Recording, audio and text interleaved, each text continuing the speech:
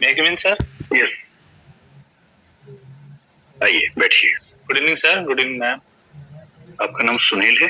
जी sir. आप ही बताइए कि आपके बारे में सबसे महत्वपूर्ण 5-6 बातें क्या हैं जिस पर आप चाहते हैं कि हम ज्यादा बात करें आपसे। आप मार्क्स हैं तो हटा लें क्योंकि हमने आपसे डिस्टेंस करीब 11 फीट का रखा हुआ। जी सर। तो हम सब सेफ हैं। नाम जैसा आपको पता है, मेरा नाम सुनील कुमार धनवंत है। उसके बाद में मैं IRS में रेलवे में सर्विस में था। उसके बाद में वहां से मैंने रिजाइन करके और IPS सर्विस ज्वाइन किया है, जो मैं EOL पे।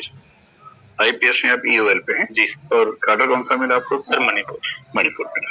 और इसके अलावा कुछ और महत्वपूर्ण आपके बारे में? सर मेरी हॉबीज में मेनली जो संगीत है, बॉलीवुड संगीत और टीचिंग और बैडमिंटन आता है। और ऑप्शन सब्जेक्ट आपका अभी? Sir Hindi literature. हिंदी साहित्य। और आपके बैकग्राउंड सिविल इंजीनियरिंग की? जी। तो मुझे पहले तो यही बताइए कि सिविल इंजीनियरिंग तो एक अच्छा विषय है और UPSC में भी है। निश्चित। तो सिविल इंजीनियरिंग छोड़ के आपने हिंदी साहित्य लिए, इसके पीछे कोई वजह? और क्या बीटेक के बाद कुछ और भी पढ़ाई की आपने? सर बीटेक के बाद में मैंने JNU में एडमिशन लिया था, लेकिन वहाँ पे मेरी MA कंप्लीट नहीं हो पाई थी बिकॉज उसके पहले ही मेरा सिलेक्शन हो गया था UPSC में, इसलिए मुझे बीच में छोड़ना पड़ा MA को। तो आपने एमटेक ट्राई नहीं किया? सर एमटेक करने का कोई औचित्य नहीं बनता था उस वक्त, क्योंकि मुझे सिविल सर्विसेज में जाना था और मैंने ऑप्शनल ज्योग्राफी चूज कर लिया था।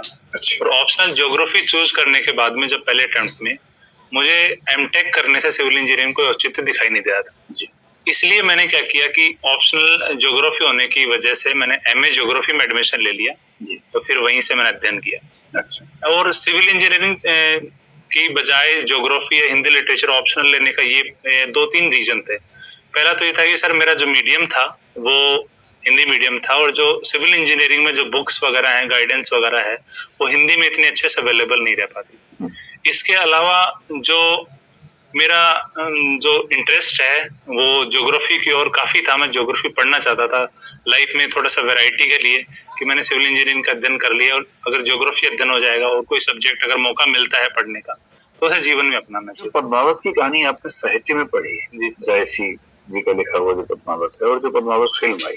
जी सर। उन दोनों में क्या मतलब कौन कौन से ऐसे बिंदु है जहाँ आपको लगता है कि उस साहित्य वाला पद्मावत है उसको थोड़ा सा मोड़ दिया गया है फिल्म में? सर डिफरेंस तो काफी दिखाई देता है। एक तो राघव चेतन वाली कहानी है, वो थोड़ा सा डिफरेंस वहाँ पे दिखाई देता है। इसके अलावा श्रीलंका वाली कहानी में भी सर, बिकॉज श्रीलंका वाली कहानी में जो साहित्य में लिखा गया है कि वो शिव मंदिर के सामने वो भिखारियों की लाइन में बैठे हुए थे, तब उनकी मुलाकात हुई थी पहली। लेकिन यहाँ पे मुलाकात जो फिल्म में है वो एक जंगल में मुलाकात दिखाई गई है, तो यहाँ पे मुलाकात उनकी एक डिफरेंस है।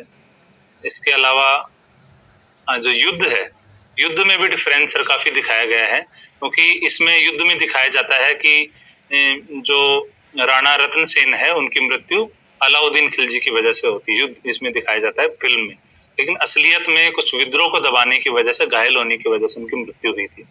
ऐसा शो किया, मतलब साहित्य में ऐसा बताया गया। कुछ डिफरेंस। सती और जौहर में क्या अंतर होता है? सर सती और जौहर राजस्थान में मध्यकाल में ज्यादा प्रचलन में था। सती होता था कि जब किसी के पति की मृत्यु हो जाती थी तो वो महिला या तो खुद से या फिर किसी के दबाव में आकर, समाज के दबाव में आकर वो वहां पे चिता पे बैठ जाती थी। तो जो स्वयं से अपने पति की मौत पर जो सामान्य मौत होती है उसके लिए तो सती होती थी, और ये खासकर व्यक्तिगत कार्य होता था। लेकिन अगर जौहर की बात करें तो किसी युद्ध में बड़े पैमाने पर अगर मृत्यु होती है और उनको ये भय रहता है महिलाओं को कि शत्रु दल आएगा और उनकी अगर सम्मान के साथ खिलवाड़ करने का प्रयास करेगा, इसलिए अपने सम्मान को बचाने के लिए आग में कूद जाया करती थी। तो इसको जौहर बोलते हैं। इतिहास को ना देखें और वहाँ पे किले और जो ये इंफ्रास्ट्रक्चर उसको ना देखें, उसके अलावा आज के राजस्थान पे गर्व करने लायक कौन सी 2 बातें हैं? एक तो ये है कि जो राजस्थान है वो मोटे अनाज और सरसों की खेती में हमारे देश में काफी आगे है। तो एक तो है कि हम जो मोटा अनाज है उसको पैदा करने में आगे, तो कृषि के क्षेत्र में एक थोड़ा सा अच्छा पॉइंट है। इसके अलावा अगर वेस्टर्न साइड की बात करें, वेस्टर्न साइड में हमारे पास जो सौर ऊर्जा है उसकी काफी संभावना है राजस्थान जैसे इलाकों में, क्योंकि वहाँ पे बहुत ऐसे बंजर जमीन पड़ी हुई है जहाँ पे अगर सौर ऊर्जा का पालन, मतलब सौर ऊर्जा का उत्पादन किया जाए तो काफी एक तरह से हमारी ऊर्जा सुरक्षा के लिए काफी इम्पोर्टेंट हो सकता है। तो एक तरह से ये भी राजस्थान को गिफ्ट बोल सकते हैं, उसकी वजह से हम गर्व कर सकते हैं। कितना पोटेंशियल है सोलर एनर्जी में राजस्थान का? अगर अनुमान के तौर पर बताया जाए 300 गीगावाट से ज्यादा बताया जाता है। Exactly ma'am. ठीक है। एक सिविल इंजीनियर होने के नाते सेंट्रल विस्टा प्रोजेक्ट जो है उसके अंदर क्या क्या खूबियां हैं? 2-3 बात है कि एक तो वहाँ पे जो कंस्ट्रक्शन हो रहा है वो बिल्डिंग्स हैं वो ग्रीन बिल्डिंग्स कहलाई जाएंगी कि उनका जो जितना भी पानी है वाटर सर्किल जो वाटर हार्वेस्टिंग है उस सब में इंस्टॉल किया जाएगा। इसके अलावा जो एनर्जी है वो सोलर एनर्जी से पैदा की जाएगी। जो संसद है हमारी उसके जो डिजाइन है वो हमारे भारतीय संस्कृति की जो परंपरा है उसके कई तत्वों को उसमें लिया गया है, शामिल किया गया है। जैसे शेप है शायद वो भी कहीं ना कहीं हमारी भारतीय संस्कृति का ही कुछ है। ये आपने कहीं सुना है या कहीं पढ़ा है? मैम मैंने पढ़ा है। जो सेंट्रल विस्टा प्रोजेक्ट है उसकी वीडियो देखी थी मैंने, जो MIB हमारा मिनिस्ट्री ऑफ इंफॉर्मेशन ब्रॉडकास्टिंग। कई अंतर्राष्ट्रीय संस्थाओं ने इंडियन इकोनॉमिक क्रेडिट रेटिंग को निगेटिव कहा है। फिच और एक और दूसरी संस्था ने, जबकि मूडी ने उसको BB कहा है, जो कि बहुत अच्छा ग्रेड नहीं है। पूरी अर्थव्यवस्था की साख और भारत सरकार की साख, दोनों की साख हाल के वर्षों में क्यों गिर गई है? सर इसके पीछे तो कोविड के पहले देखा जाए तो कुछ इकोनॉमी की हमारी स्ट्रक्चरल प्रॉब्लम थी, उसकी वजह से ग्रोथ पे नेगेटिव इफेक्ट पड़ रहा था। लेकिन उसके बाद में स्ट्रक्चरल प्रॉब्लम के साथ साथ कोविड के आने के बाद में भी हमारी जो इकोनॉमिक एक्टिविटीज हैं वो काफी कम हुई है। तो दोनों का प्रभाव है, इस वजह से सर हमारी जो ग्रोथ रेट है साथ में रेटिंग्स हैं वो कम आ रही है। ठीक है सर। सुनील जी, आप IPS प्रोफेशनल हैं। जी मुझे बताइए कि हमेशा हम लोगों ने जब भी कोई मूवी देखी जिसमें पुलिस और क्रिमिनल के बीच में कोई भी एक एपिसोड दिखाया जाता है, उसमें हमेशा बताया जाता है कि कानून के हाथ बड़े लंबे होते हैं। आप मुझे बता सकते हैं जो इकोनॉमिक ऑफेंडर्स हैं जो भारत से विदेश चले जा रहे हैं, ये कानून के लंबे हाथ उनको क्यों नहीं पकड़ पा रहे हैं? सर हमारे पास इसके 2 रीजन है। एक तो जो अगर बाहर कोई देश चला जाता है उसके लिए जो प्रत्यर्पण की संधि का मजबूत होना जरूरी है। पहले ऐसे देश में वो नहीं जाना चाहिए जहाँ पे हमारे प्रत्यर्पण की संधि ना हो तो हमारे लिए मुश्किल हो जाए।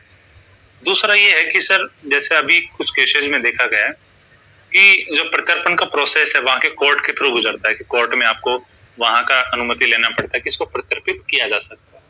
इसके बाद में भी सर वहाँ पे अपील करने के बाद में कानून में सर प्रावधान है, कानून में ये बोला जाता है कि व्यक्ति को अपनी बात रखने का, अपने आप को निर्दोष साबित करने का पूरा अधिकार होना चाहिए। तो कहीं ना कहीं इन्हीं प्रावधानों का यूज करके जो क्रिमिनल्स हैं वो अपील करके अपनी टाइमलाइन को बढ़ा देते हैं।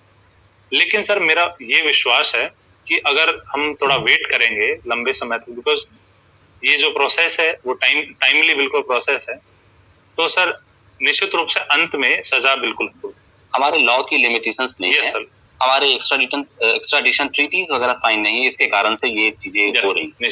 मुझे ये बताइए कि लॉ एंड ऑर्डर स्टेट का सब्जेक्ट और पुलिस व्यवस्था को सुचारू रूप से चलाने के लिए आपके पास CRPC, IPC के प्रावधान हैं जिसके हवाले से आप चीजों को नियंत्रित कर सकते हैं। मुझे बताइए कि जो केंद्रीय एजेंसियां हैं जैसे CBI और NIA, इनको क्यों IPC और CRPC के प्रावधानों का इस्तेमाल करने का राइट दिया गया है?